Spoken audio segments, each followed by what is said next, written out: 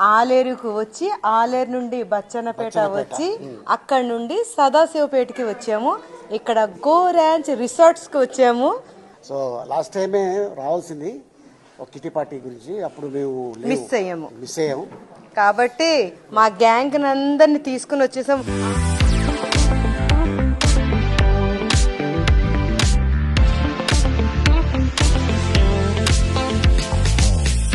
ఇప్పటివరకు బాగా ఎంజాయ్ ఎలా చేసాము?